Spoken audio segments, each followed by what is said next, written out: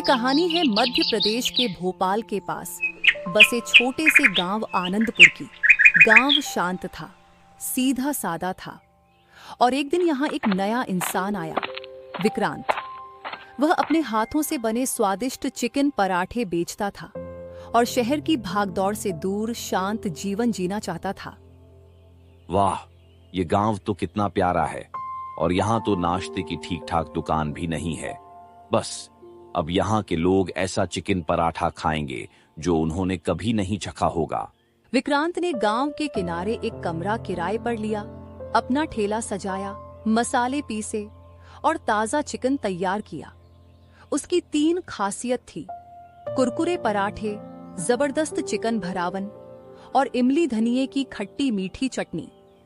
अगले दिन उसने गांव के चौक पर ठेला लगा दिया। आओ आओ, गर्मा गर्म चिकन पराठे सिर्फ 10 रुपए में, स्पेशल खट्टी मीठी चटनी के साथ। भाई 10 रुपए में पराठा और चटनी दोगे क्या?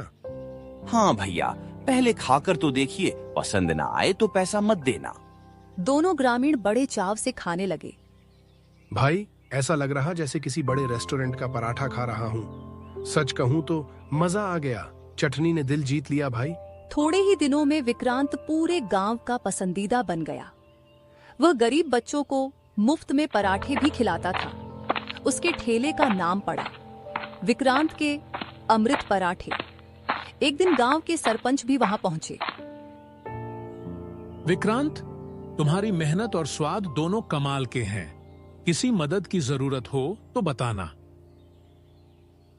सरपंच के सहारे विक्रांत ने बेंचें लगवाईं और उसका कारोबार और बढ़ गया।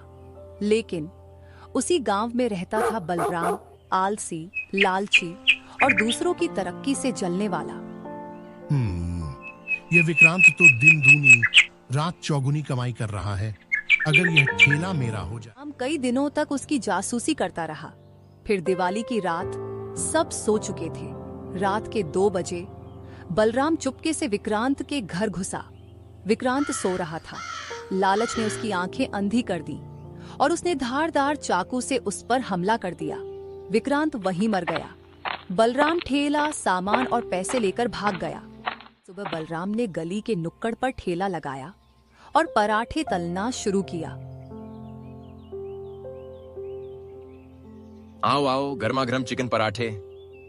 अरे बलराम, तूने ये काम कब शुरू कर दिया? और विक्रांत कहाँ है? अरे विनोद भाई, नुकसान हो रहा था, सब बेचकर शहर चला गया है। वैसे भी हर किसी के बस का कहां है चिकन पराठा बेचना। लोगों ने बात मान ली, लेकिन बलराम की लालच शुरू हो गई। बासी चिकन, सड़े मसाले, पुराना तेल। 2 दिन में लोगों का पेट खराब होने लगा। विक्रांत का पराठा कभी नुकसान नहीं करता था, लेकिन जब से बलराम का पराठा खाया है तो पेट खराब हो जाता है। बलराम तो पता नहीं क्या खिलाता है।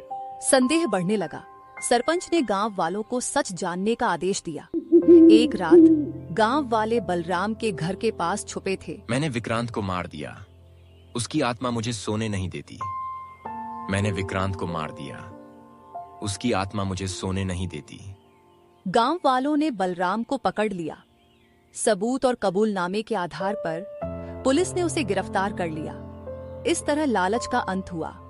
विक्रांत को न्याय मिला। गांव वालों ने उसके ठेले को एक सार्वजनिक भोजनालय में बदल दिया, जहां हर शुक्रवार गरीबों को भोजन खिलाया जाता है।